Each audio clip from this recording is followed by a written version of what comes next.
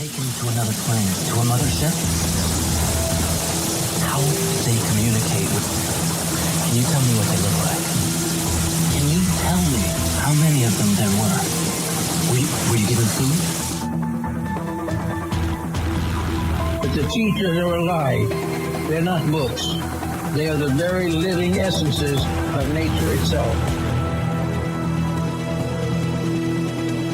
What a strange person. Unbelievably powerful supercomputer that's running our reality, and we don't have a clue as to how to operate it. So when maybe you or somebody else creates an AGI system and you get to ask her one question, what would that question be? What's outside the simulation?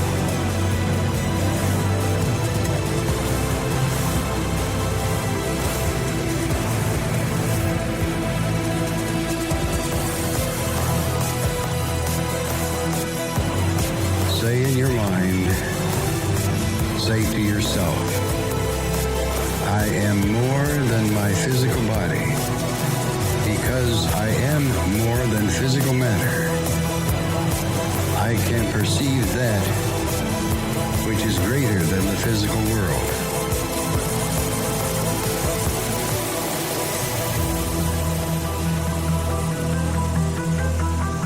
You don't know all the answers to the questions about reality. But do not claim to know the ultimate truth about life. I seek that which has been made hidden. As a part of a family and explorers of consciousness. I'm the void one.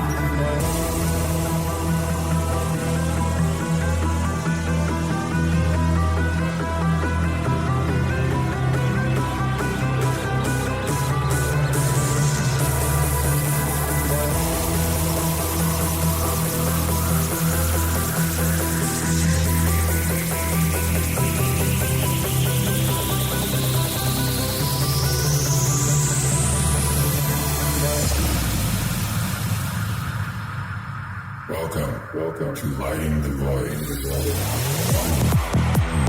Broadcasting from New York, upstate near the Great Lakes, it's Lighting the Void, and I'm your host, Joe Roop.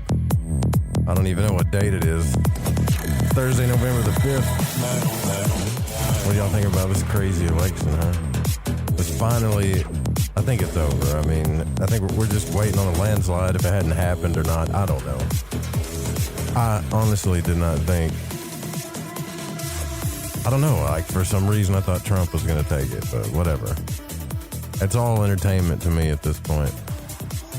It's like watching the WWE. If this is your first time listening to the show is all about the exploration of consciousness, magic, the occult, all things weird and strange, and all of the deep, deep questions about life. It's pretty eclectic, because the Void makes up things that are pretty eclectic, I would say. Now, I think that, I don't know what number show this is, but I know we're well into 600 and something shows now.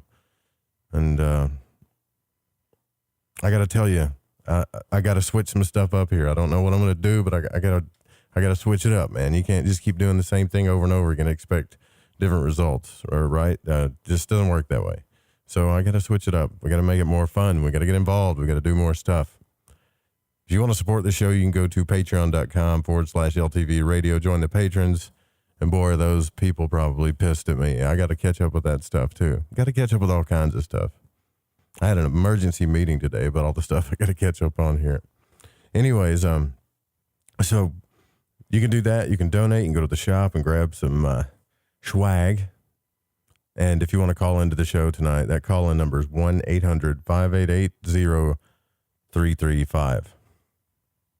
So as we go into this new phase of whatever this is after the blue, crazy Halloween moon that we had, the crazy Fringe Fest, a lot of us are transitioning into changes, obviously, in our lives. Just about everybody I talk to is going through some kind of big change. Some kind of big cycle change. I don't know, whatever it is, right? It's a It's a thing that I feel. We've been talking about it coming for a while. Mary talked about it. And so there's this question of spirituality we talk about on this show. And I honestly don't claim to know what that means, or what even the spirit is, or what the soul is. But that's kind of what we do here. We try to figure this stuff out. We talk about it, but to claim to know the ultimate truth without evidence is okay if you believe it. But we all want to just, I guess, try to figure some of this stuff out. And that's what the void is, right? So you have to shine your light in the void. And there's this question that I think about a lot, about what is spirituality? Does it mean that you become energized? Does it mean that you light up all your rainbow chakras? Or that you ascend? Or that you become the white stone in alchemy? What does it mean? And I think it means, and this is just my theory so far, because I'm almost 40 years on this earth, so I'm trying to, at least I can come up with some theories while we're in the void. So I have this theory that spirituality is just about being authentic, about being unapologetically who you are, all the while evolving in a world that could be totally against who you are. Now, if you think about it, every one of us feel like we're misunderstood. We all have things in common, and we all have things that we definitely don't have in common. We all have different things that we're willing to do and others that just can't.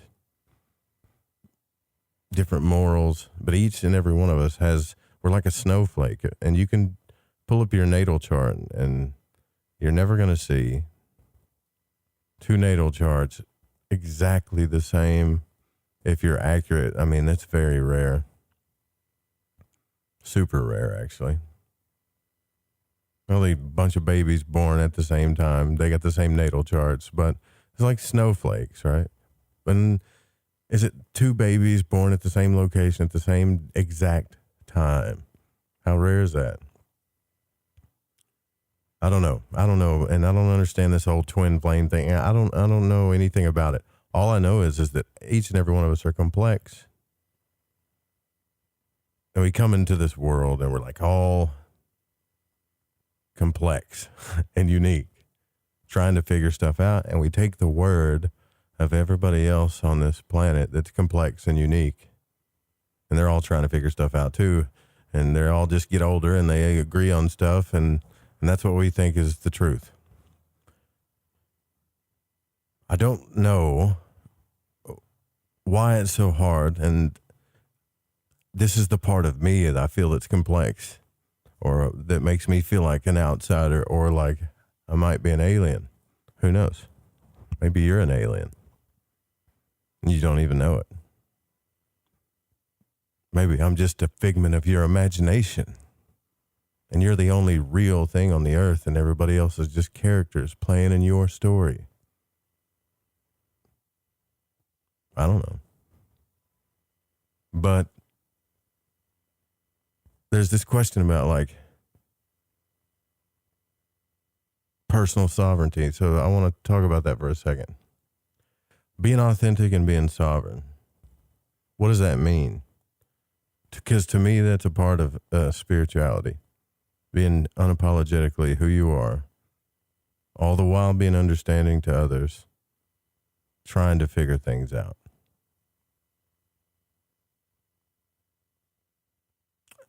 And the famous Wikipedia, which is such a good source for information, tells us that sovereignty is self-ownership, also known as the sovereignty of the individual, or individual sovereignty, is the concept of property in one's own person, expressed as the moral or natural right of a person to have bodily integrity and be the exclusive controller of one's own body and life.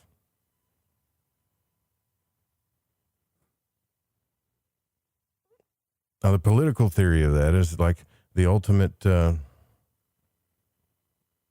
overseer or authority and decision-making process of the state and maintenance or order derived from the Latin sovereignus to the French sovereignty or whatever. The term was originally understood to mean the equivalent of supreme power or sovereign. And I think we get this confused sometimes. I think we get confused about how powerful we are versus how authentic we are. It's easy to get confused, but I don't know why spirituality has to be such a hard thing. Or at least I was thinking about it. Like, why is it so hard if you go on this spiritual journey to try to figure stuff out? And a lot of people have this question going on right now. Let's say you work at a grocery store and it pays your bills to live in an apartment, and you're being called to do something else, which requires you to take a leap of faith. You might lose your apartment and your grocery store job. You might have to move out of a new neighborhood, but I don't know. You're just being called to this direction here, and you can feel it. Just don't even know what's over there, but you're being called to go. And that's your truth. That's all you know. Now, could you walk away from the life that you know now, everything that you have at this moment? Just pick up and follow that truth. Where would it lead you? Nothing's guaranteed. Where would you go? How would you live? How would you survive? But the pull inside you is really big. And I think a lot of people are being asked to do that right now. They're being asked to let go of things and just be who they are. So who holds that power to our spiritual freedom, really? Is it us? Is it God? Is it this, I don't know, some weird force? Is it aliens? Is it all in our freaking minds? I wonder sometimes. That's what you do. You just sit around and wonder, if you're me.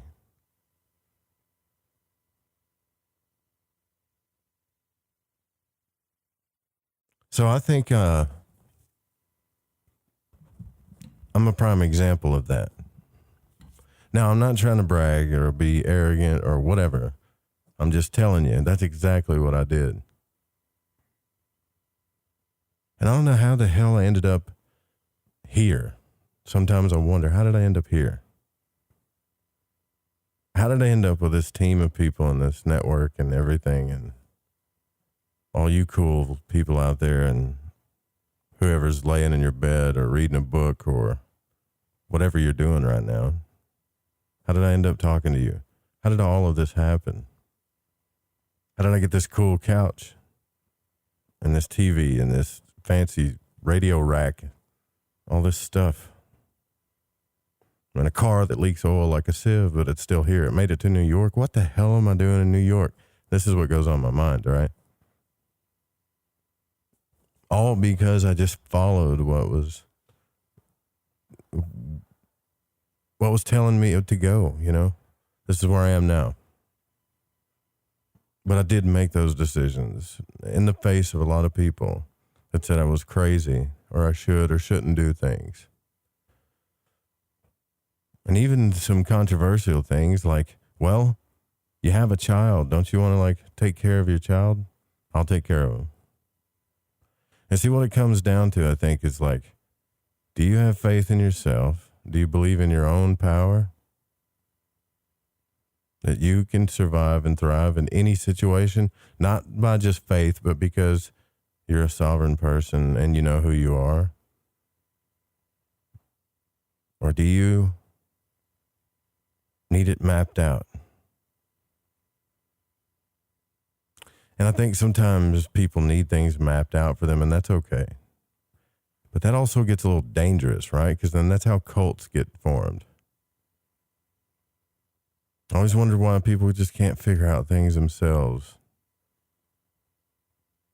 Like, and then two people like that could come together and say, hey, this is what I figured out, and this is what I figured out. Then we would actually be getting somewhere. But a lot of people need a formula. Anyways, I really don't think spirituality is about rainbow chakras and unicorns. Sometimes I really think it's about just being who you are unapologetically, being as authentic as you can be, even when you screw up, though. There's a lot of people that brag about being authentic, and this is what really gets me, man. You brag about being authentic, but you won't talk about your flaws or how you're like other people. Some brag about how they're authentic, but they won't just tell the truth, even when the truth is hard. Even when it's about their truth. And some of these people are leading cults of thousands of people in every situation in our life. Science, politics, whatever. So, I can tell you for sure that I know that we're all practicing some form of magic in our life. And we only call it magic because it's simply just something we don't understand or that we can prove yet. So what kind of place is this where you get a whole bunch of people that can manifest all of the good or bad things in their life, regardless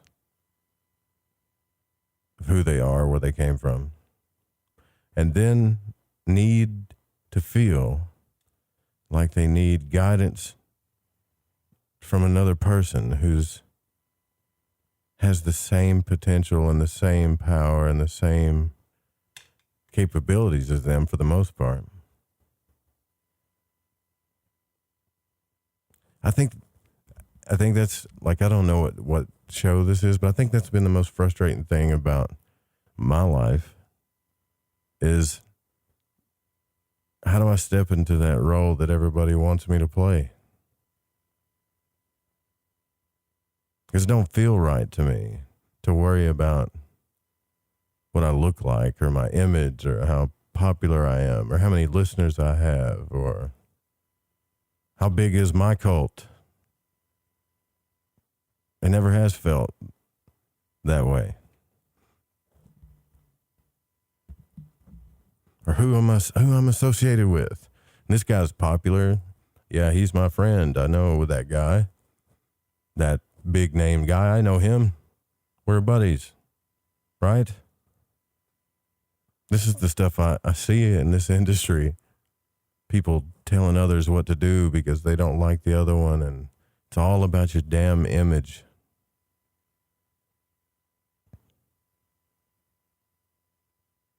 I got this whole Bob Marley thing going on, man. I just want him to be loved. I don't care about all that. I want to figure some stuff out and just want to be loved. But personal sovereignty is something I think that we're all learning about, that this whole COVID thing has put us in time out for. You know, it's funny when we were at the Fringe Fest and we had the after party and a lot of people came on and everybody was showing their faces. For the first time, I saw some people I never saw before, you know. And it was funny because even those people, some of the people that like to hide still hid, but they hid in their own creative, funny ways. You know, and one person would be like, oh man, they're wearing a mask. They're not going to show their face. Maybe they're scared to be seen. Maybe, whatever. But you know what? Like those people, when I looked into their eyes, they were being authentic. They were being themselves. At least you guys here at the Fringe, that's what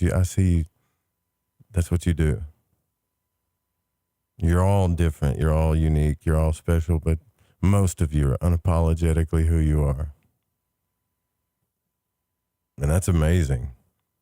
I would take a group of 50 people like that and try to survive for the rest of my life and hang out with those people than worry about building an audience of millions so that I could have fame and fortune.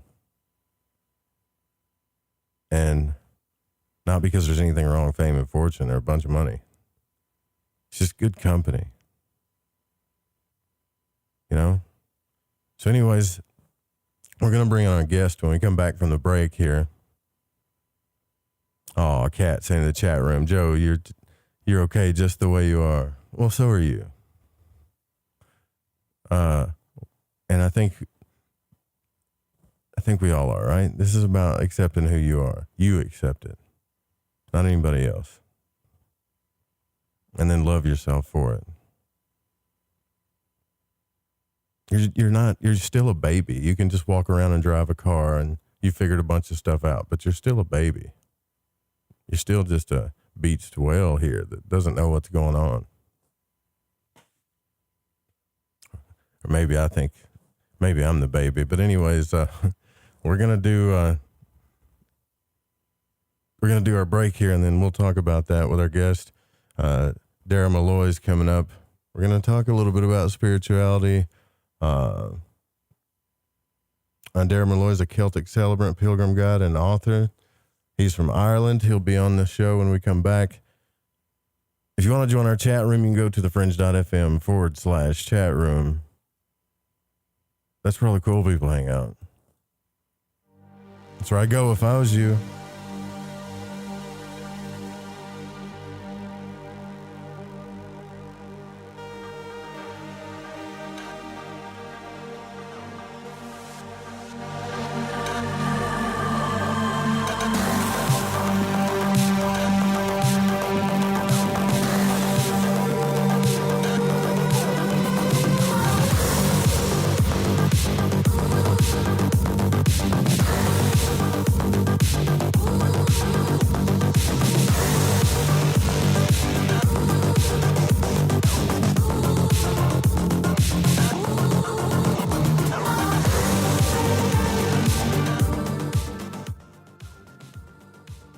Have you ever seen an ad or banner which brought you a feeling that someone is reading your mind or even listening to your conversations? Your online data is being used against you. Surfshark is a VPN service that makes online privacy protection easy and attainable. You can use it on as many devices as you'd like simultaneously. The VPN service that we use at UFO Seekers plus 1 month free for $1.99 a month. Visit surfshark.deals/seekers.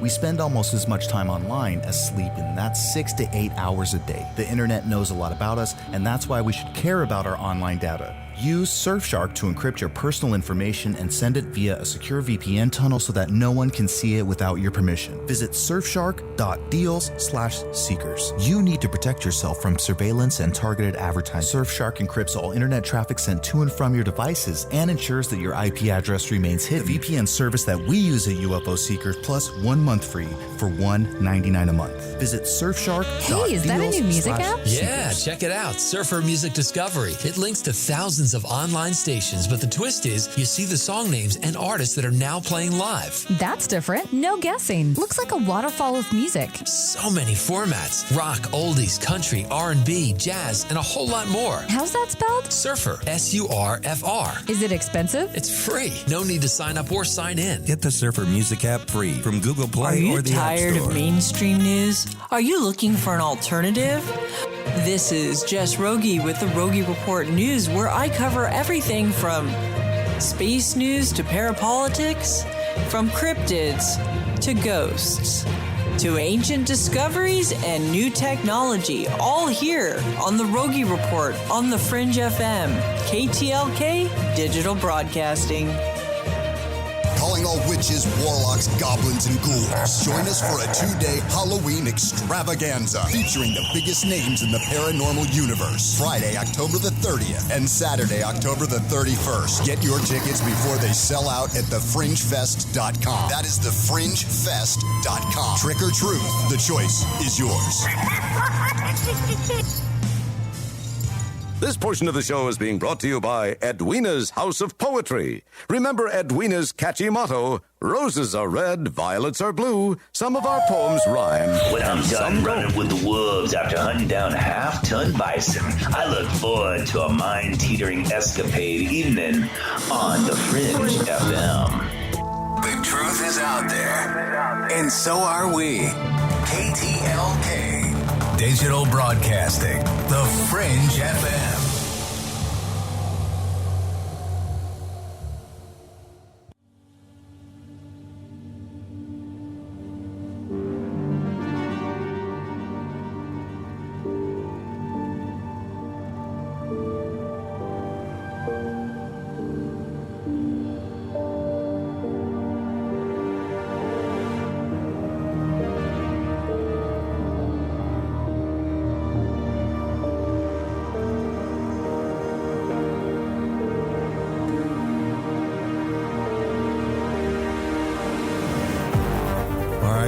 To Lighting the Void.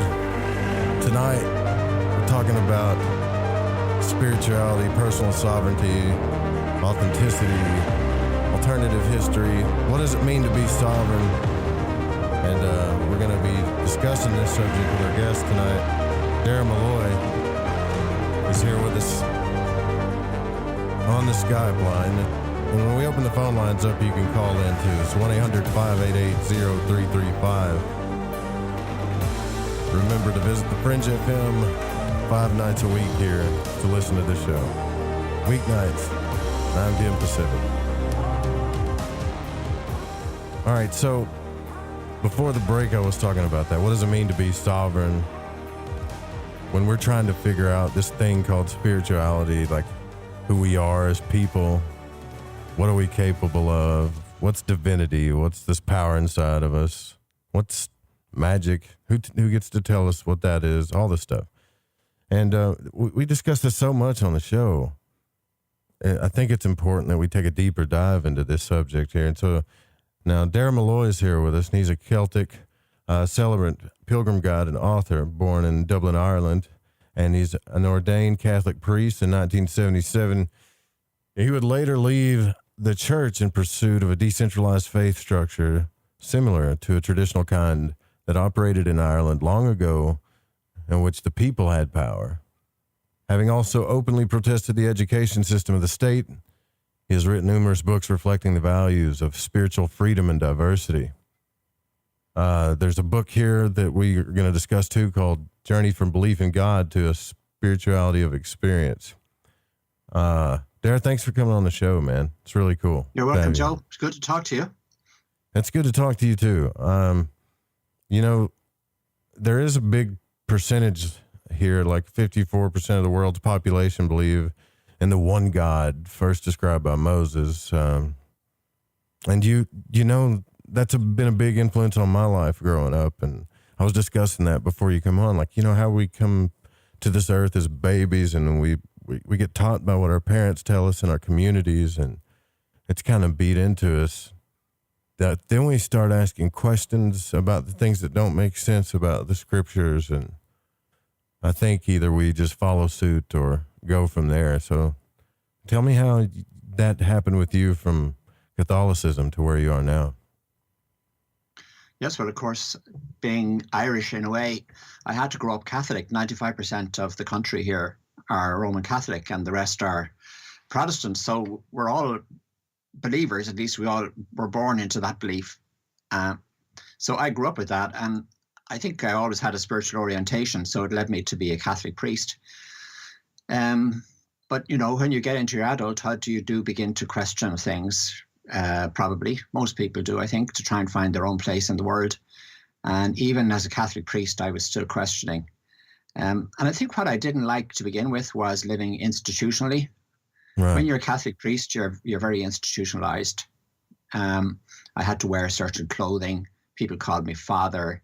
I was expected to behave in a certain way. Even my parents expected me to behave in a certain way and to be a certain person. And I found that very restricting, actually. Strange thing, like you'd imagine if you become a priest, you're sort of liberated spiritually because you have an opportunity maybe to express your spirituality. But I found myself to be sort of caged. It's like the institution caged me, and I didn't really have the freedom to follow the path that I felt called to follow until I found these islands off the Atlantic Ocean, off the west coast of Ireland in the Atlantic Ocean, the Aran Islands, where monks used to live. And they lived here, they started living here about 1,500 years ago. And you'd call them today Celtic monks because they weren't really Catholic. At that stage, a version of Christianity had arrived in Ireland, which I suppose the Irish adapted to themselves. So it became a sort of an expression of Irish culture as much as anything else. And a lot of what was expressed in it was the more ancient pagan belief system, as well as the Christian belief system, if you like, superimposed on top of that.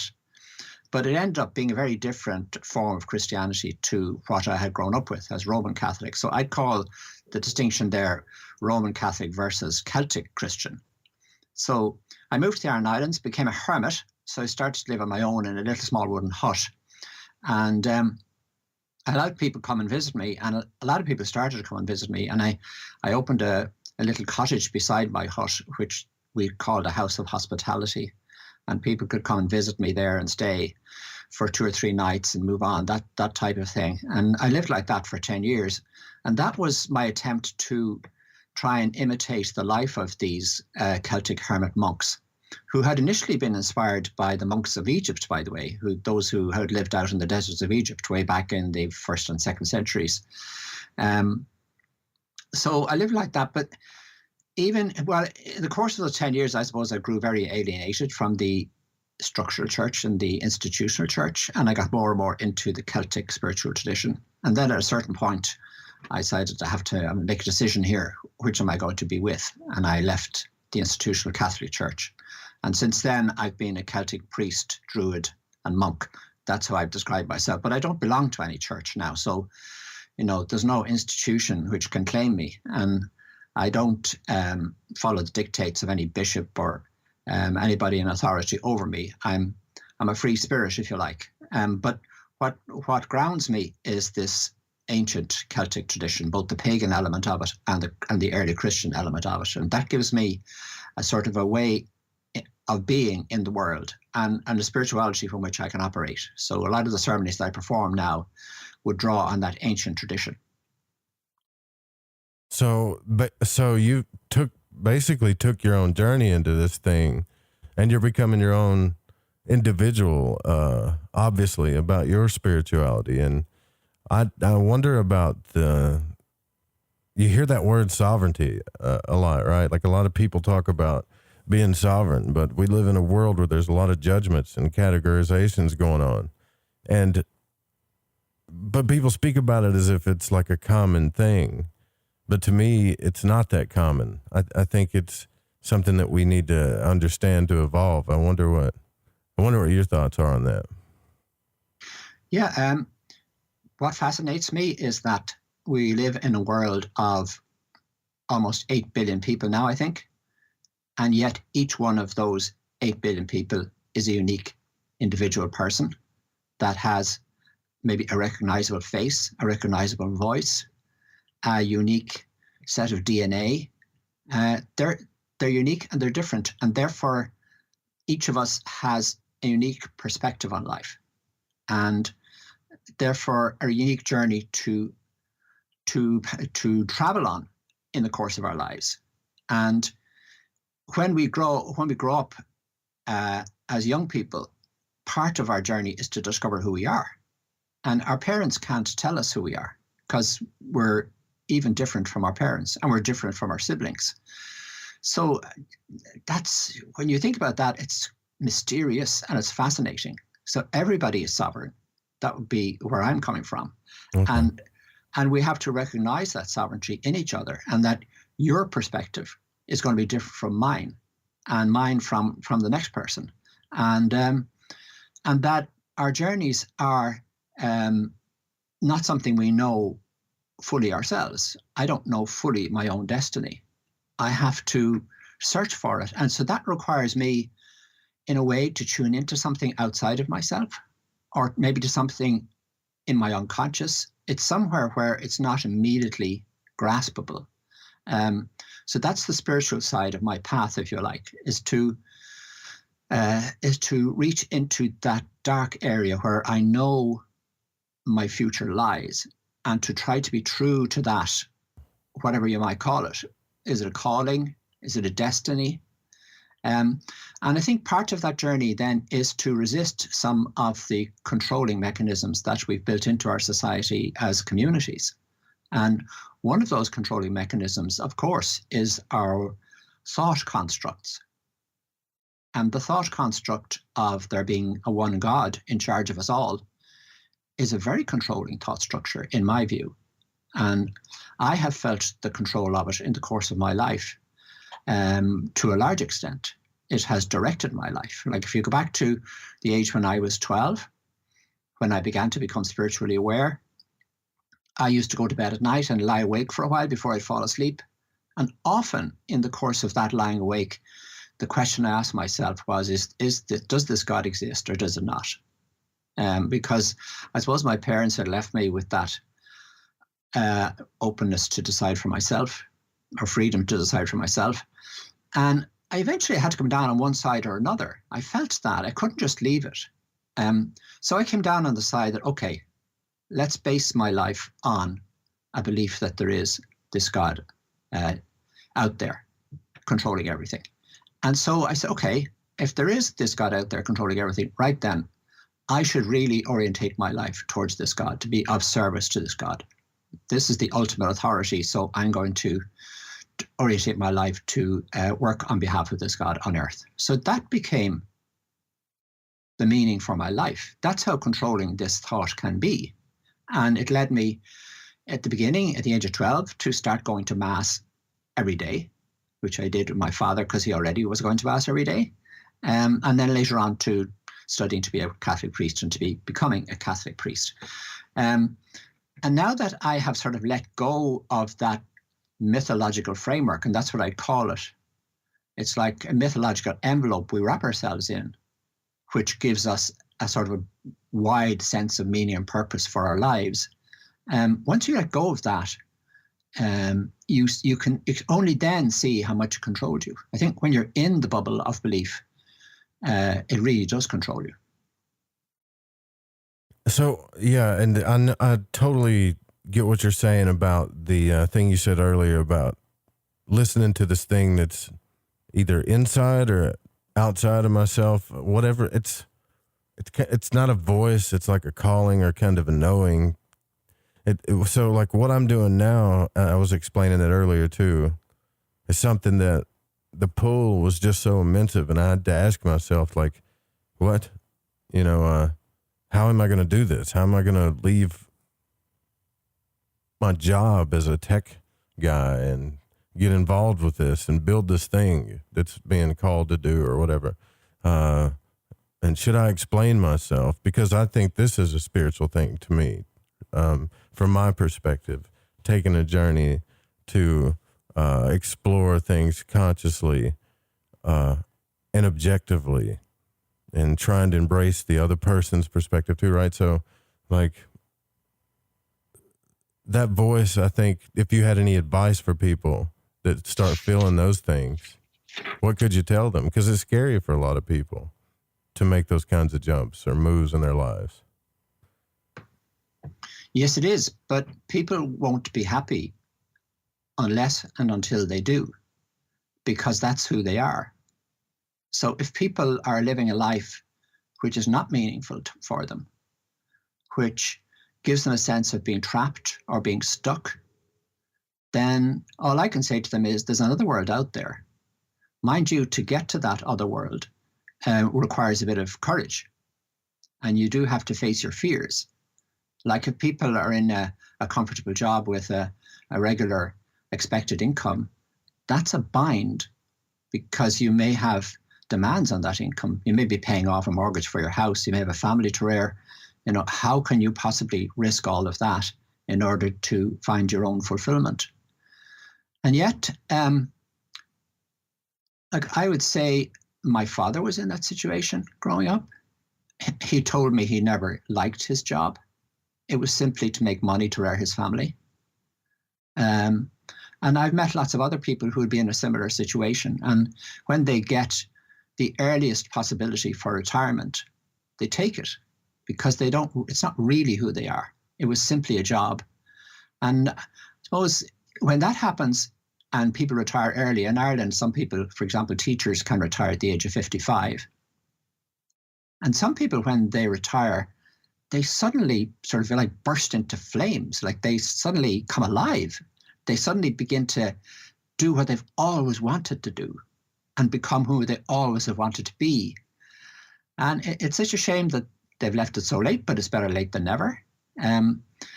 So I think we'll best serve ourselves, we'll best serve our families, we'll best serve the whole world if we are who we're meant to be.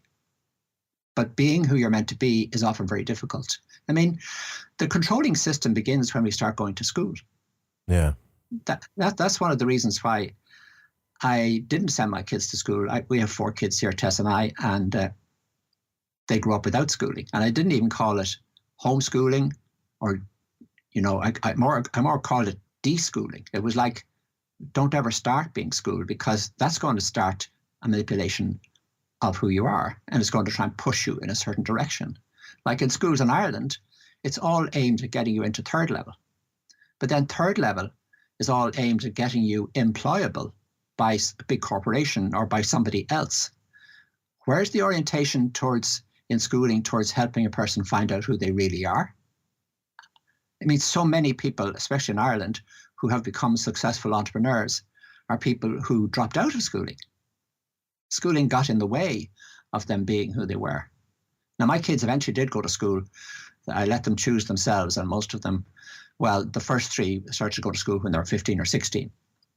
The last one chose to go to school when she was 11. So that's how it all worked out. But I think they stayed at home long enough to get a sense of their own sovereignty and their own freedom, and to not allow schooling to completely suppress them. Yeah, I have a 16-year-old son myself too, and it's funny to hear you say that, because they're doing this virtual school because of the COVID thing, and he's making better grades.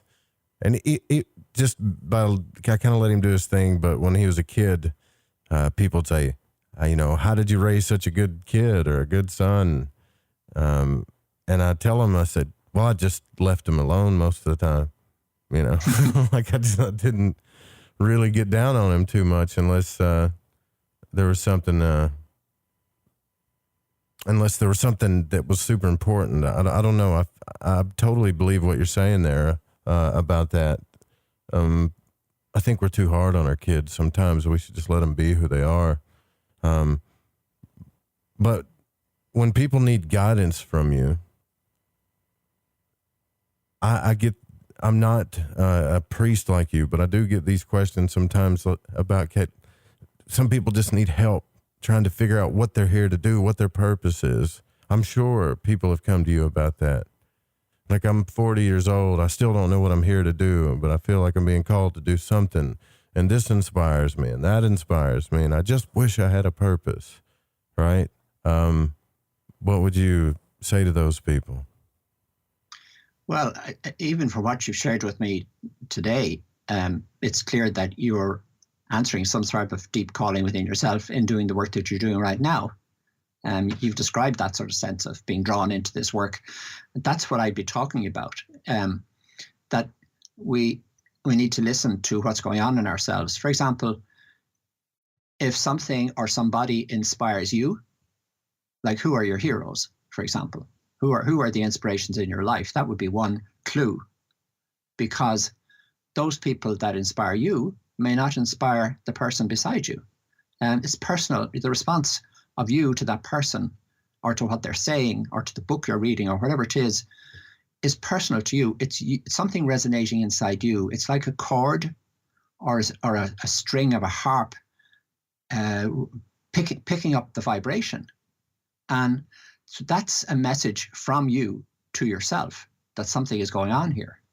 So what resonates inside you is what tells you who you are.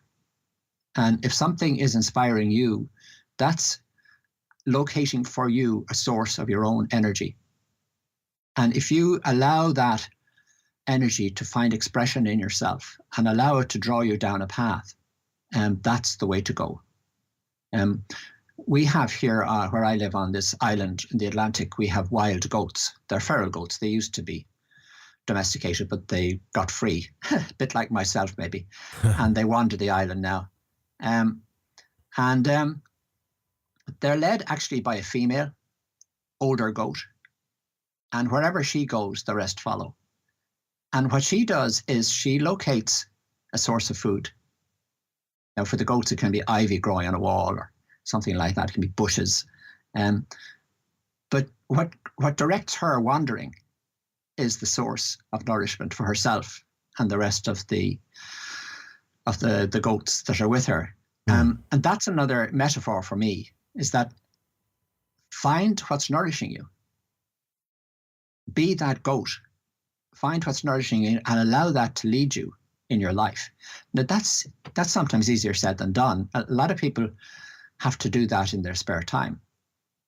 But if you look at the lives of people who have taken this path of trying to be true to themselves, like say somebody who has ended up being a writer of novels, often these people have taken a paid job in their youth, and they're writing at night.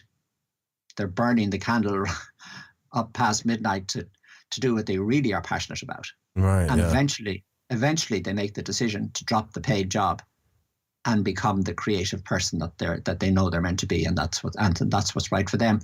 So that's what I'd say. And part of it is facing your fears, because fears are what hold us back. And if you don't face your fears, they become even more powerful and more controlling over you. But if you turn around and face them, then they retire a little bit. And sometimes you just have to accept that your fear is there and still take the step across that line into the unknown. Like certainly I had to do that when I left the Catholic Church. I don't know if people would understand. You probably would if you were living in Ireland, but the Catholic Church was such a powerful institution in Ireland. It controlled so much of people's way of thinking and therefore their behavior, that for me, as an institutional priest within that church, to announce to my family and to the world that I was leaving it, it was equivalent in people's minds, and even in my own mind, to leaving the earth. Stop the earth, I want to get off. That's what it felt like. I was stepping out of the world I had known, and for most of my life had believed was the only world out there. I'd stepped through the barrier of that bubble in which that world existed into something completely unknown. It was like stepping out of the spaceship into space. I didn't know what I was going to experience when I got out there. I didn't know what life was going to be like when I got out there. I didn't know how the people who continued to live in that bubble would react to me. And there was a very big reaction. It upset all my family. Yeah. I very nearly lost my family we had to do a good bit of healing over the course of the next year just to try and keep things together. And gradually the wound healed, but it was quite a wound. And I had to build my relationships again with everybody on a new footing. So it was a major, major earthquake in my life. And I was very afraid. It was like, for me, I felt it was like standing on the edge of a cliff. We have very, very big cliffs here that are 300 feet straight down into the sea. And it felt like I was standing on the edge of that cliff. And I knew that I needed to jump off. But maybe I felt like a bird who had never flown. And I sort of knew in my heart that once I jumped off, I would fly. But as I'd never flown before, I feared that I would just plummet down and crash into the water and the rocks below. So that was the sort of feeling I had when I made that decision. Seems pretty intense, actually. Hugely intense. Yeah. But it did lead to me flying. It did lead to me becoming the person that I know I want to be and I'm meant to be. And it's given a very deep meaning to my life. And it's given me a sense of fulfillment and contentment and happiness. Yeah, it does seem, and to me, I can tell that you care deeply about the things that you had to transition through, especially like family and stuff. So that does make me wonder about the force too, because that doesn't make it easy for us. Like it's very rare that when we, at least in my case and what I've observed, is when people make those transitions or that leap, the fears that they have to go through are probably no small thing. You know, they're always something big, right? Something that's really important to them, something they don't want to do. So I wonder about the natural forces of, you know, people say fear and evil and darkness and all that. But maybe that, I wonder sometimes, and I'm kind of taking a left turn here, if it's just some force that's doing its job to help you grow, you know, like I'm the barrier. Yeah, I mean, evil is a mystery, that's for sure, in our lives. And there's lots of other things that are a mystery too. The tradition that I found in the Celtic spiritual tradition, I find really helpful around these things. One of the concepts in the Celtic tradition is the concept of this world and the other world. So there's sort of a belief that two worlds are synchronized. One of them we live in through our senses. So we're in touch with them, in touch with this world through what we see, what we hear, what we taste, what we feel, and so on. And then there's the other world, which is also here, but is much more mysterious. And we can never fully grasp it, but we can sense it, and we get messages from it, and we know it's there or it's here, not necessarily even there. And also in this tradition, they have this idea that there's a veil between this world and the other world. And I like that idea of a veil, because a veil is, it's not a complete, a fixed barrier. A veil is something that you can sort of see through, but not quite see through. So it's a very accurate term for me. And not alone is a veil something that maybe allows something to come through it, but you can't see the whole of it. It's sort of fuzzy or misty or cloudy. That is a good description, really, of what my experience is of the mysterious side of our lives. But also the veil can become a sort of a screen on which we project our images. And that's how I would now understand our mythologies, including people's belief in one God, or whatever they happen to believe in. That to me is us sensing what's coming from this other world through the veil, and then projecting onto the veil from our side our imaginations of what it is that's coming through. So the image of God that we have is our imagination trying to make sense of what we're experiencing coming from this other world. So it's not the reality. God, to me, that people believe in and that I believed in for many years, is not a fixed reality. It's our imaginations struggling to put a shape and a name and some identity on what we experience to be out there. And I've let go of that now, because I've discovered that there's a tradition, especially in the Celtic tradition, there's a tradition called, well, I call it the spirituality of experience, and that's what my new book is about. What the more ancient people called it, or in history, it's called mysticism, which is a term that I never quite understood for most of my life. But mysticism is this approach to life which says you're happy with the mystery. You're not always looking for the answers. You're happy simply to live your life knowing that there's wonder and mystery out there. And it's a sort of an approach to life that's humble, because you're saying to yourself, look, I'm a very small speck in this huge universe. I'm like just a grain of sand on this enormous beach. How would it be possible anyway for me to understand everything? I'm never going to do it. I won't even try. So I'll just be happy to enjoy the sense of mystery and wonder about life. I'll be like a child, filled with wonder, and I'd be happy to live with that. That was how the Celtic monks resolved this whole issue. They never got involved in these discussions around orthodoxy, that sort of totally engulfed the Christian church at a certain point in Europe, where various factions of Christianity fought with one another, often physically fought with one another over whether one particular belief was correct or not. The Celtic monks never got involved in that. They were simply happy to live their lives in such a way as to find themselves in the presence of mystery and wonder as much as possible. So that's why you find them living out in remote places. That's why you find them living frugally. That's also why you find them a lot of the time wandering. And that's another aspect of the tradition, that these monks, part of their spiritual practice was to go off wandering.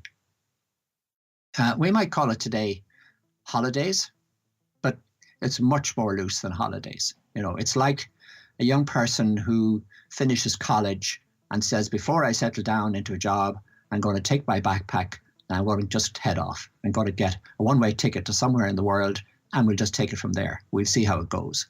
That's the type of wandering that these monks did. And the purpose of it, and they had a name for this, was to find their place of resurrection. That's the phrase they used. It doesn't necessarily mean we have to use that phrase today, but if you get the idea, sure. It's the idea that on this journey across the world, or wherever you end up going, you find something that gives you meaning for the rest of your life. We got to take a break here. I want to talk a little bit more about the wandering too. I hate to cut you off there because I want to hear about this because I've never heard of this before actually. We'll be right back with Dara Molloy. Stay with us.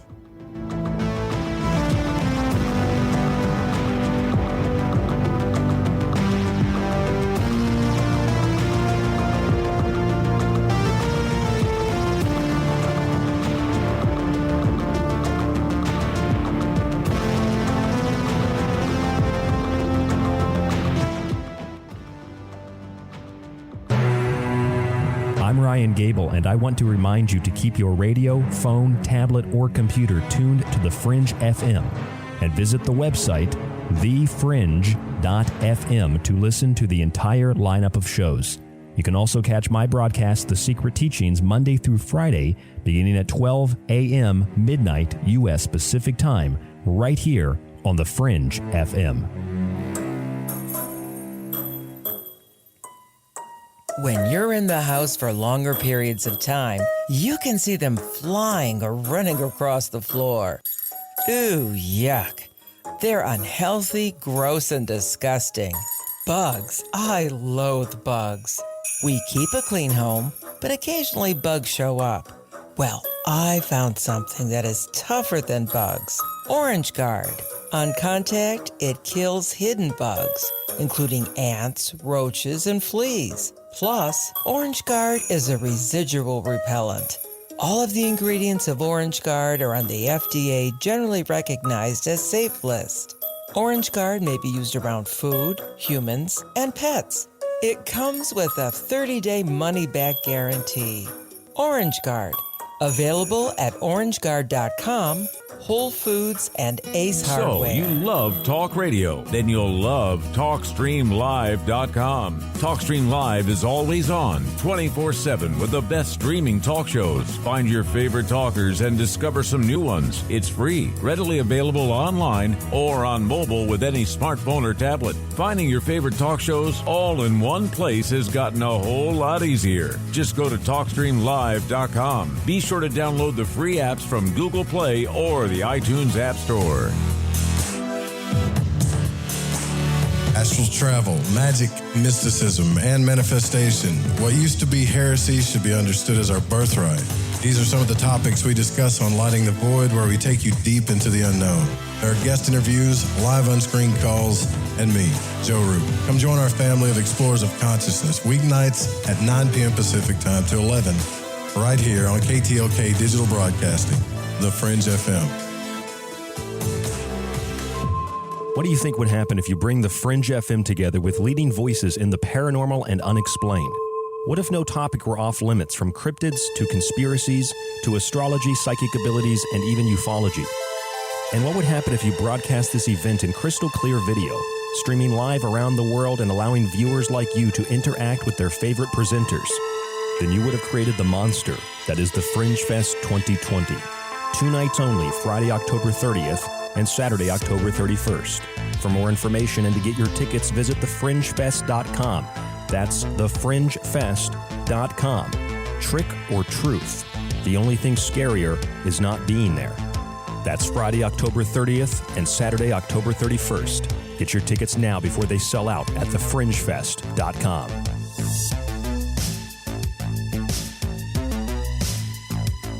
This portion of the show is being brought to you by Ed's Automobile Seat Sheepskin Covers. Yes, now you can cover your sheep with a genuine vinyl or leather seat cover recycled from a genuine automobile. And this week only, you pay only 50% of the retail price plus tags, tax, license, and your old sheep.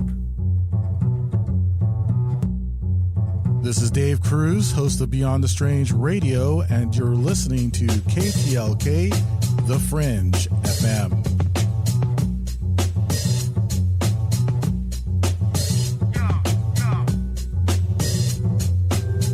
This is Dancing Dave from Surviving the System, and you're listening to The Fringe FM. Remember, ladies and gentlemen, the best revenge is success.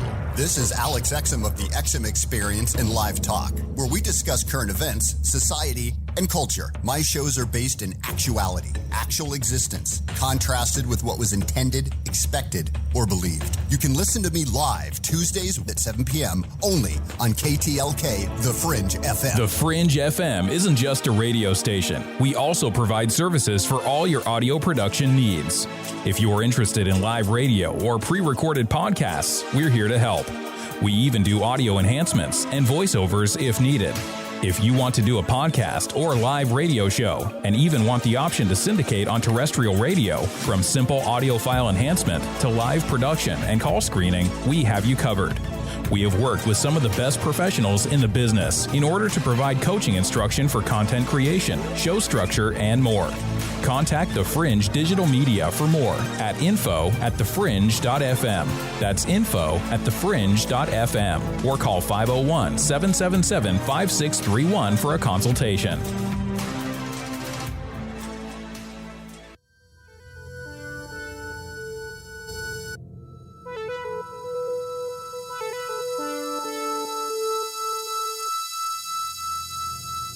To call Joe, pick up the phone, dial 1-800-588-0335, toll free from the United States or Canada. You're listening to Lighting the Void Radio.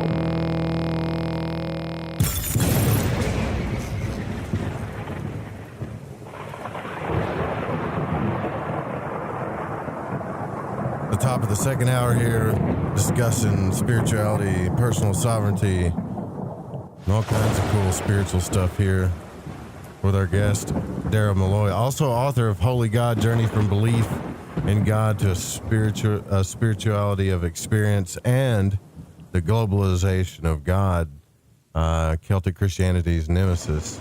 If you want to visit the website, you can go to his website for reference right now at daramolloy.com. That's DARAMOLLOY.com. Few books on there, actually. A Holy God is going to be released in December, is that right? Probably in the new year. Okay. It's written, it's just getting edited. Yeah. Yeah, that's really cool. So you're a Celtic, just to do a little recap here, you're a Celtic priest, monk, and druid, which I don't think I've ever met anybody that was all three of those, actually. So that's cool. So something about all that resonates with you, something about all of the traditions and the stuff that you've put together. And I think that's what we've been kind of talking about, is just following your own path to kind of what feels right to you spiritually, right? Absolutely, yeah. And just interesting that you say that, that in a way I have three hats or three roles that I play: priest, monk, and druid.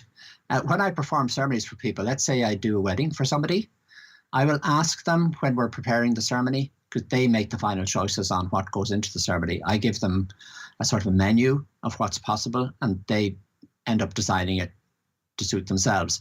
But one of the decisions they have to make is how they would like me to dress for the ceremony. So I offer them four options. I can dress as a druid, which is a white garment covering my body from neck to ankles, covered then by a brown cape.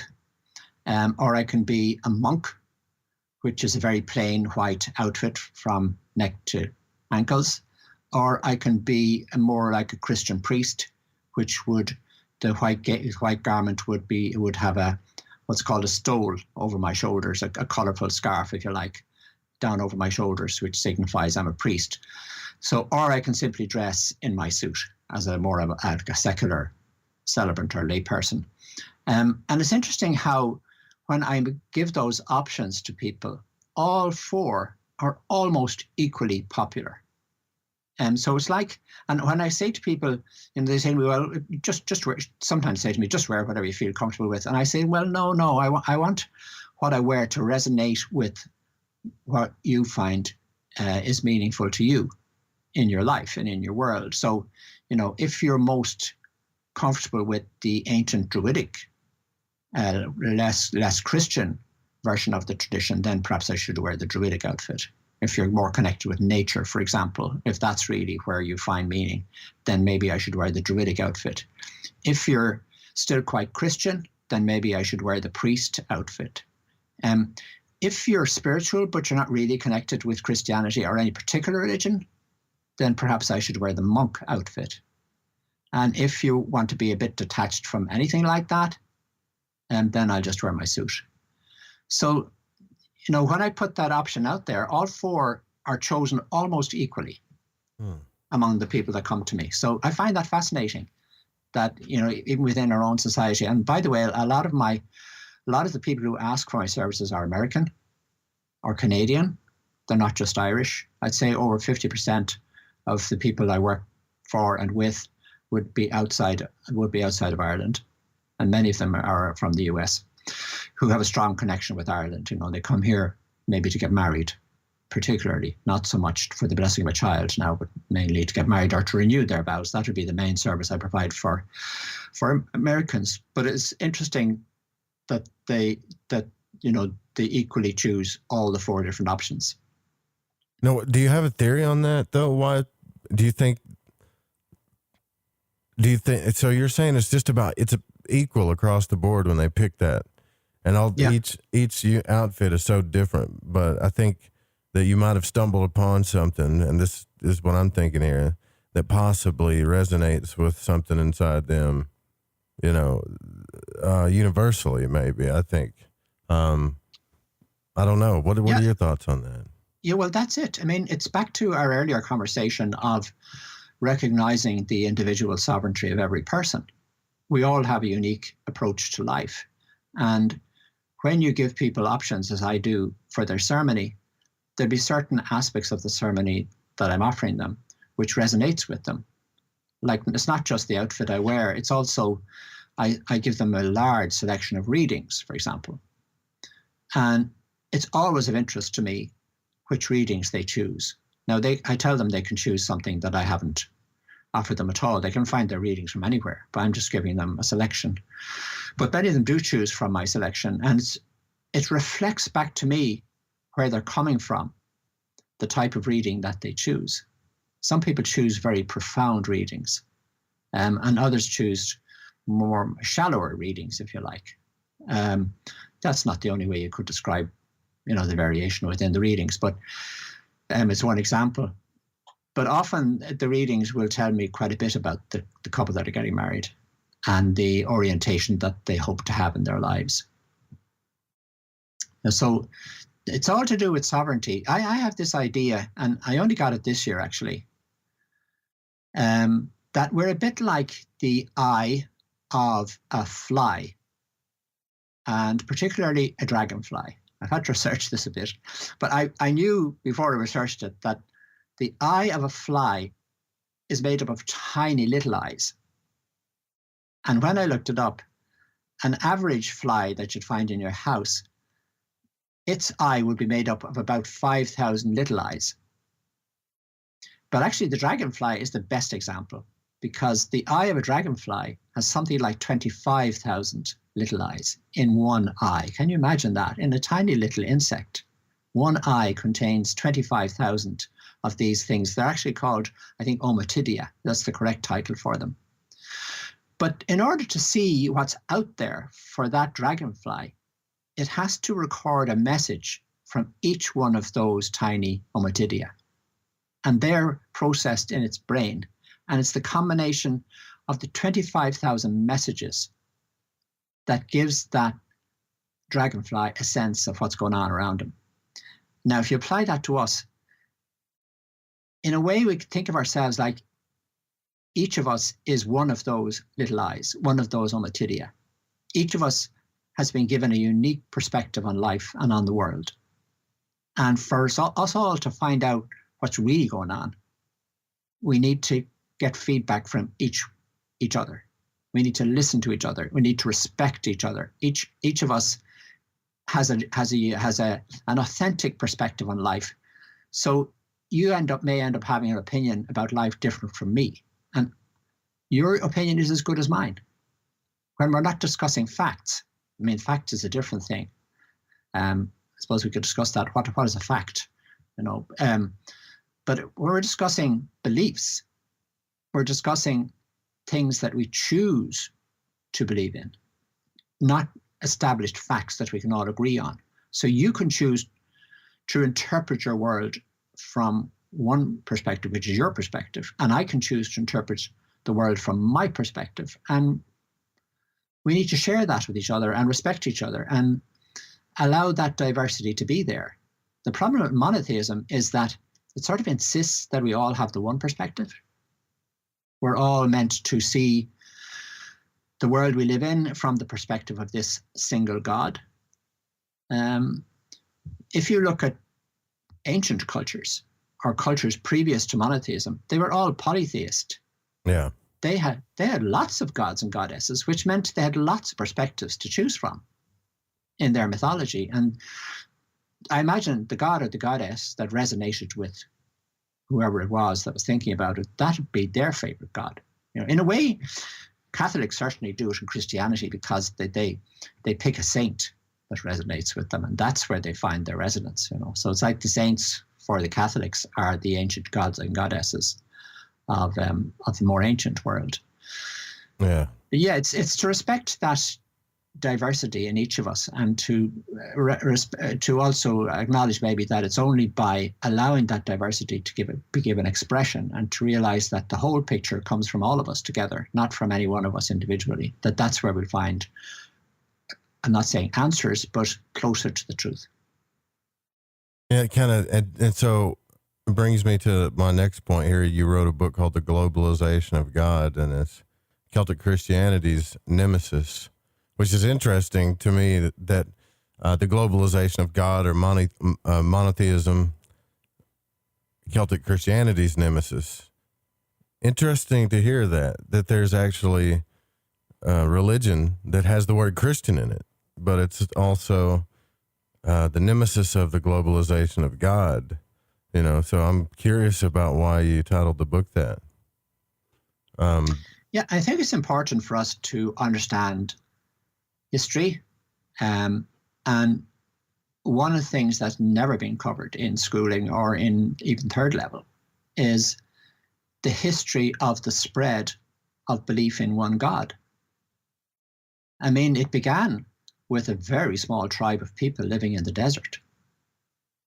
And they were surrounded by other tribes who believed in multiple gods. I mean, if you take the story of Moses and the Hebrews to be true, then they were slaves in Egypt, which had its own mythology of about 2,000 deities. So that's what they grew up with in Egypt. But when they moved out to live in the desert, they had their leader Moses say to them, look, we only have one God, forget all those other ones. This one God is the ancient God that led Abraham to find what we call the Holy Land.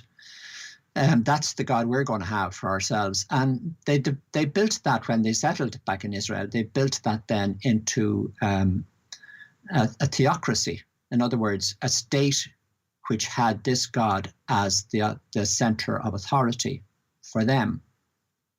And of course, when Christianity came along, they kept that theology. And since then, if you look at the history of Christianity tried to build theocracies as well, wherever it went. I mean, if you look at the history of the medieval times, there was a struggle between the papacy and other political leaders as to who ultimately had the supreme authority. And eventually the Pope got it, and he started to be the one who crowned kings and emperors. So that sort of said in a ritual sense, I'm the boss here. I even perform the coronation ceremonies of emperors. And in our own history here in Ireland, our Republic of Ireland, once we got our freedom from Britain, which is just 100 years ago now, once we began to develop our sense of ourselves as a republic, we wrote a constitution a bit like America did. And if you look at the beginning of our constitution, everything in the constitution is written in the context of belief in God and belief in Jesus as the Son of God. And there's a clear recognition in the introduction to our constitution that everything rests in the authority of God. So we set up our republic, which is supposed to be representing of every individual person living in our country equally, for them really to be in control. And yet we wrote our constitution with the sense of top-down authority. And that gave authority then to the Catholic Church to be the voice of that authority in our society up until recently. And that voice was so strong when I was growing up that the Archbishop of Dublin was able to take a look at every proposed piece of legislation in the Irish government and say whether he approved of it or not. And if he didn't, it didn't go ahead. Wow. That was still the case when I was growing up. It's not the case now, but it was the case then. So that sort of theocracy even at play today. Do you know what I mean? So that's the whole background to this belief in God that became globalized. And it became globalized because Christianity wanted to promote it. But later on, Islam wanted to promote its version of it. And it was mainly then through colonization across the globe that it spread all over the world. And when it did so, it suppressed all the local spiritualities, all the ancient tribal spiritualities, all the polytheistic spiritualities. And one of those was the version of Christianity that had developed in Ireland independently of Rome in the early medieval period. And that's called Celtic Christianity, which is a very unique form of Christianity. That had to be subdued as well, because the only way, if you think of a global corporation today producing products and services, the only way that corporation can operate at a global level is to have a centralized, authoritarian type structure which pulls all the strings wherever the corporation has its services. And the Catholic Church and other similar global religions operate the same way. It has to be a top-down structure, and it has to be sort of a uniform product or service that's provided throughout the world. So that removes diversity from the world. And through the globalization of God and the following globalization of other products and services in the world, we have lost so much diversity in our cultures. We're losing languages. We're all beginning to eat the same food, listen to the same music, wear the same clothes.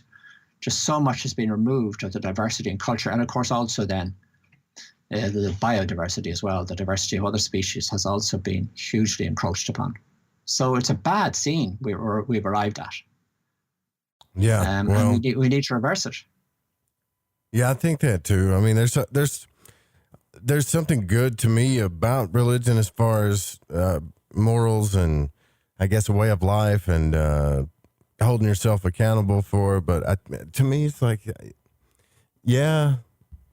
But at some point, it starts to feel like nursery rhymes that you're trying to tell a kid through metaphors or something to get them to act right, but you're trying to convince them it was real or an actual story, and they don't get to question it. And I don't know. That's what happened. But I grew up in a house where we grew up Baptist, but my father kept getting thrown out of churches for asking questions that didn't add up. It wasn't that he didn't believe in God. He'd just be like, well, why are we celebrating Christmas? It's not on December the 25th. The harvest is some other place. And here's a verse right here that says God's no part of the life. So what's Santa Claus got to do with God? And he wasn't trying to, I don't think he was trying to start problems, but it was embarrassing as a kid, I got to tell you. But, right. But he was wanting to know, like, why are we doing this? Like, well, why are we having church on Sunday when it says the Sabbath day is the seventh day, which is, Saturday? And I'm thinking, well, that depends on which calendar you're going off of too, because there's so many. So like, at some point, these questions and these formulas and dogmas and rules, I think that we want to make sure that we find a set of rules to live by. You know, I don't know why that is. Why do we, it's like we have to have formulas or some type of guidance, or we just feel lost, you know? Yeah, I think there's two approaches to that are common in our world and that we have grown up with. One approach is the approach that many of the churches have taken on, which is a prescriptive approach. And you find that in the Bible as well. That's one element that you find. It's a sort of a thread you find in the Bible. It's the prescriptive approach, which tells you, here are the commandments. Here are the rules. This is what you must do. This is how you must behave. So you simply follow the rules and you'll be fine. You'll be saved and you'll get to heaven. The other approach is more I suppose you'd call it the inspirational approach, the narrative approach, which I think is the approach that Jesus took. If you believe that the Gospels are a true reflection of Jesus. It's full of stories that he's told, and he's not prescriptive. He doesn't tell you how you should interpret the story. He won't even let you. He won't even answer your questions when you ask him. What does that mean? He'll answer you in a poetic form, which means that you go away thinking, what the hell did that mean? What am I supposed to get from that? Like he's asked, he's asked, what's the most important thing to do in your life? And he says, love God and love your neighbor. And the disciple says, well, who is my neighbor? And Jesus goes off and tells them the story of the Samaritan, who is this, a modern version of it today would be a Palestinian walking down the road, discovering an Israeli beaten up by a robber. And now Palestinians and Israelis don't get on, but the Palestinian feels compassion for this man who's been beaten up, and he takes him to a hotel and he puts him in, and he says to the hotel, I'll pay the bill on my way back. Look after this man for me. And when he comes back, he checks him out and makes sure he's okay. That's Jesus's answer to the question, who is my neighbor? And you're left thinking, what does that mean? And you find the churches have taken all sorts of different interpretations of that as to what it means. And that's fine. I think Jesus is happy with that. Take your own meaning out of it, so that's the more inspirational approach. So how do we rear our kids? Do we rear them with rules and regulations? Or do we rear them with very inspirational stories that will show them how best to live? I prefer the latter, obviously. And if you look at that from the idea of our belief in God, if you think of our belief in God as a projection onto this veil or screen from our imaginations, that once you realize that, you can say to yourself, well, I don't have to project that image on the screen. I can project some other image on the screen that's more inspirational, that's more true to my own values and beliefs. Like one of the problems with the one God, which so many people nowadays subscribe to, is that this God we have placed living in heaven, he's on his own. He's not married. He doesn't have a wife. He doesn't have a sexual life. He doesn't really have a family. He has a sort of a family, but it's strange. Jesus is his son, but, Mary wasn't his wife. There was no sexuality between them. Like, it's messy. And if you look at the history of theology in Christianity, and probably in Islam too, although I'm not as familiar with that, in interpreting that image in order to create rules and regulations for us here on earth, many theologians, including the great Augustine, deducted from that image of the single God in heaven having no sex life, he deducted from it that A, men are a better reflection of God than women. That was one of his teachings. And B, that sexuality is really not a God thing at all. In other words, it's not a sacred thing at all. It's more a human thing, and it's more likely to be connected with sin than with holiness. So you're better off not doing it. And if you do it, you need to be really careful because it's very close to sin and damnation. It's so funny when I hear stuff like that too, because then I read books about mystic, Gnostic stuff, even occult stuff, and they talk about how that force is the one thing that connects humans to divinity. A lot of times, that it's actually a very sacred. I would agree. Thing, I would agree, and then you have even the problems we've sort of. I think we've worked our way through a lot about sexuality in our society these days, but there's still aspects of it that we're still struggling with. For example, the whole issue of gender. And the monotheist myth gives us no answers on gender other than negative ones. The churches have really struggled to allow for the possibility of people being homosexual or nowadays transgender or other forms of gender expression. They've really struggled with trying to integrate that into a theology which has an image of just God living on his own without a sexual life. Like, where do you find the source of any theology for that type of a teaching? And, historically, the source has been so poor that it has led to us discriminating against all these people, unfortunately. Monotheism will never really provide proper answers to us around the whole area of sexuality and gender. We're going to have to find a different way of thinking about that. Yeah, I totally agree with you on that too. 100%. I think there's a lot of stuff being stifled from us as individuals, as humans, things that we could totally figure out on our own if we were allowed to think and be sovereign and express ourselves on our own. We'll be right back. A few minutes left in the show here too. We'll get to some of your questions, so stay with us.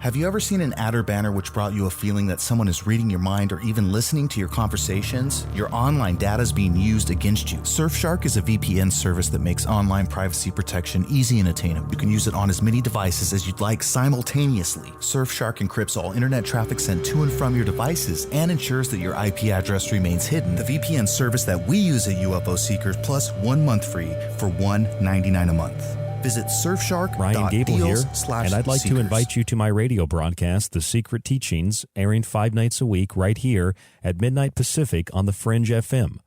Whether you enjoy history, the paranormal, symbolism, the occult, magic, parapolitics, or our annual Super Bowl show, our breakdown of the music entertainment industry, or our practical look at health, we have something for you that's unique, informative, and fun in rare form.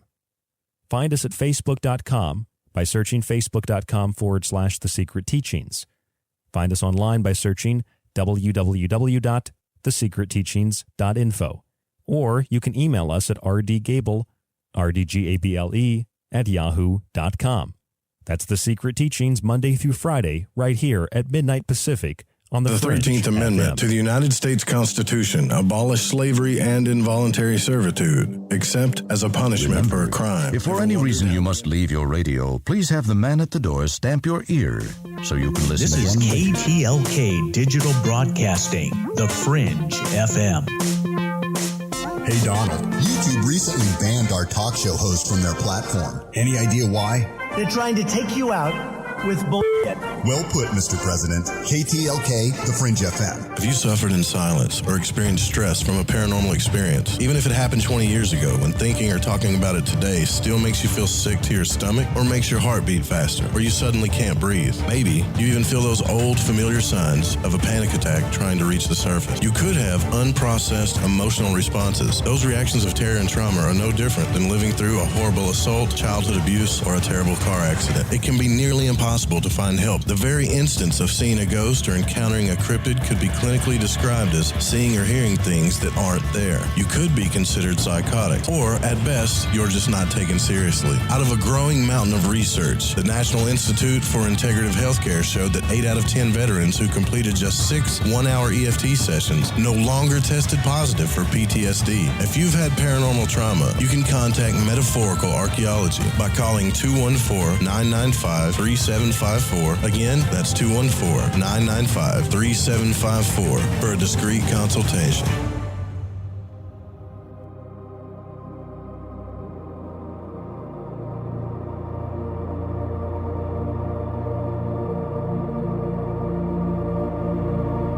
I don't know all the answers to the questions about reality.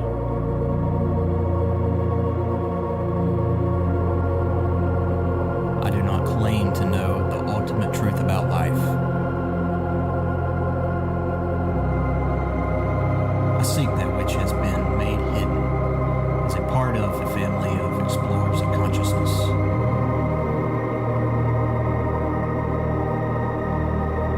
I am a void walker.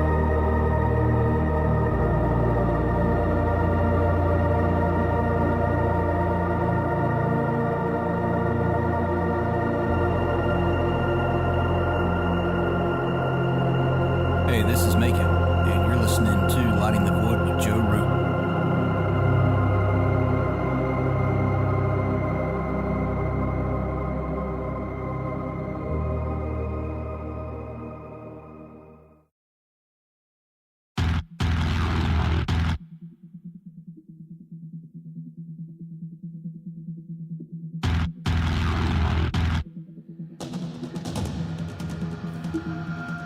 All right, welcome back to Lighting the Void.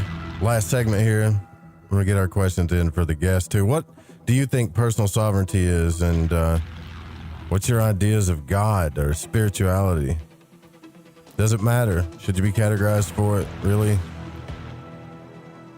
Pretty deep discussion. I like to think about those things too. Our guest tonight, Dara Molloy, author of Holy God and also The Globalization of God. You can go to daramolloy.com for reference tonight.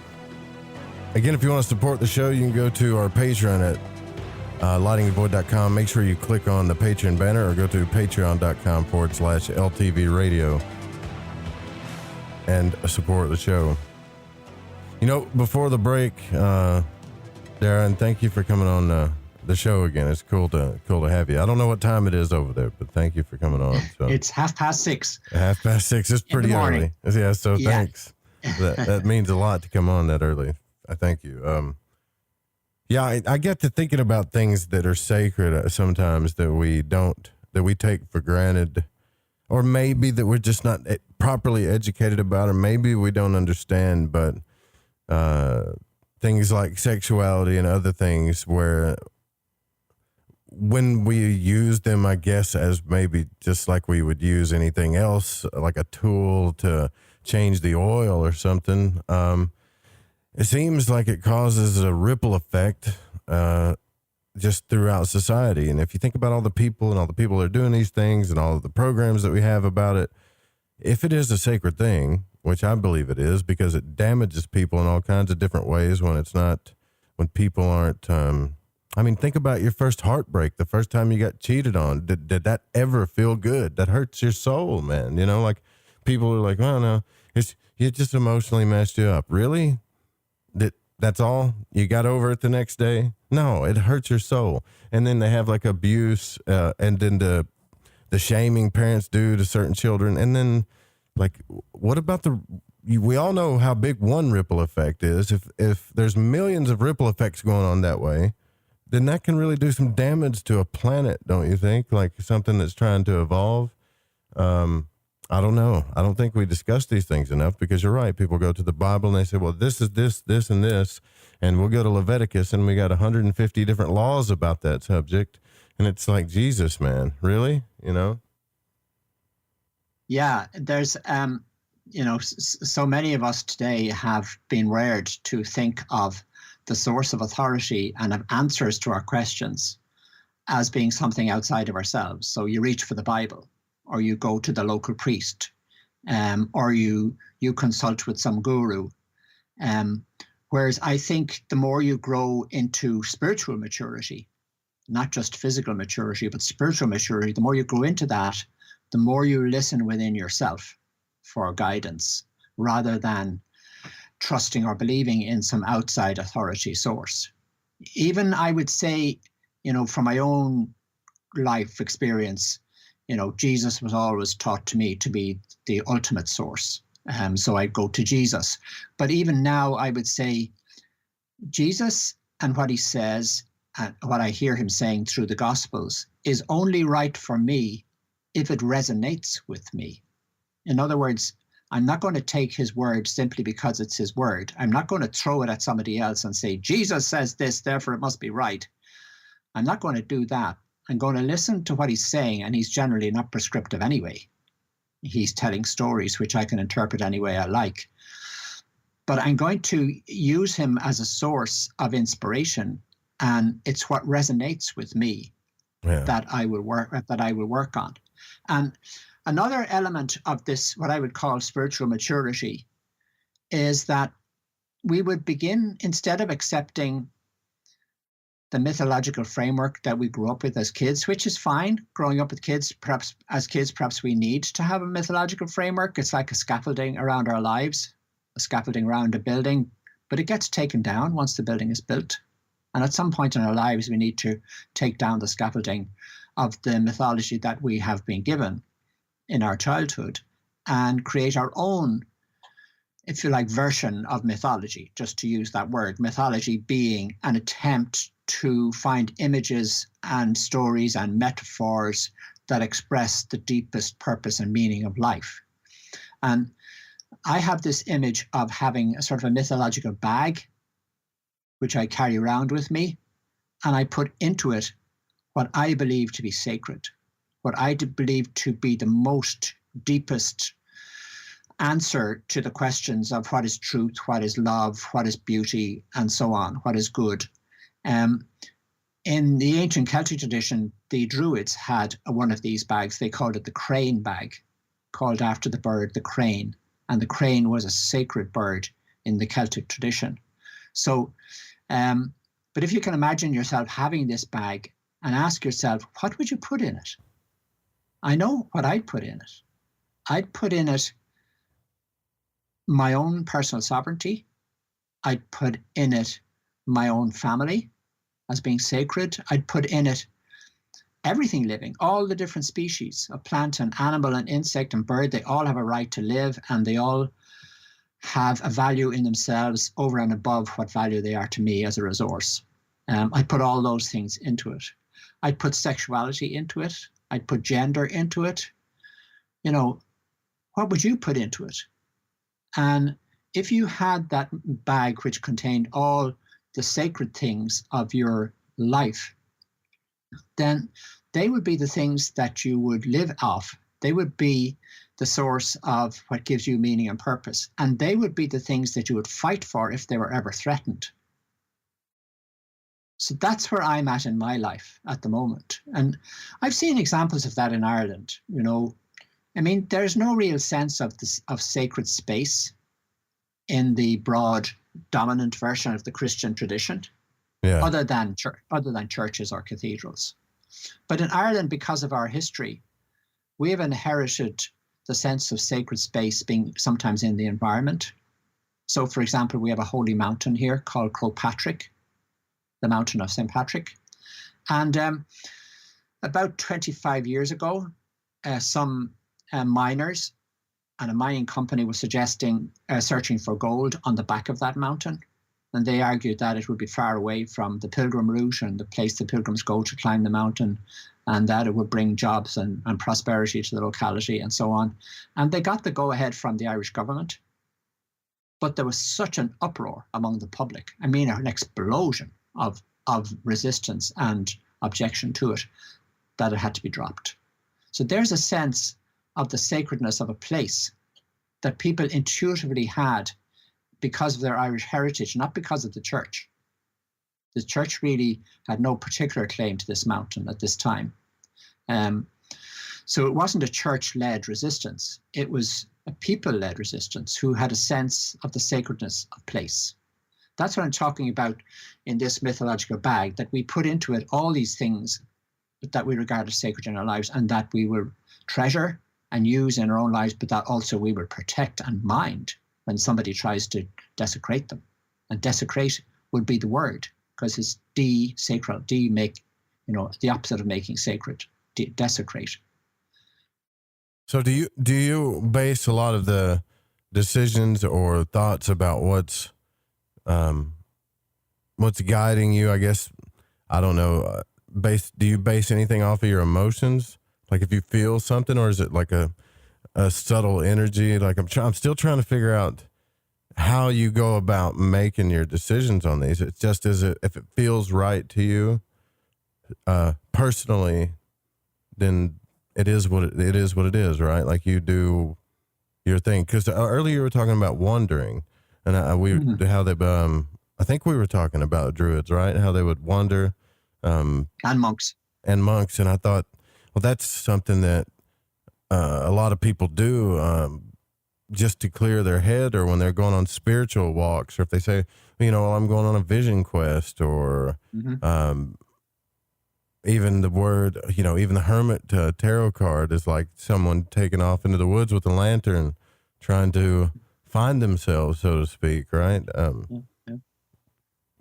So is that what that's for?